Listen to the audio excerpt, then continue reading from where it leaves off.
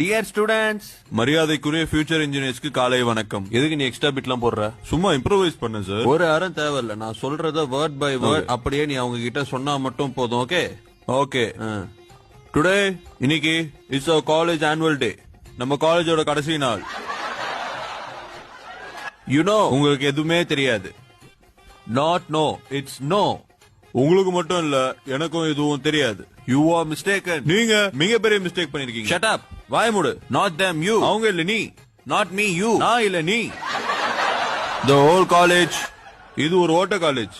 It's not whole, it's whole. சாதாரண ஓட்டல, மிகப்பெரிய ஓட்ட காலேஜ்.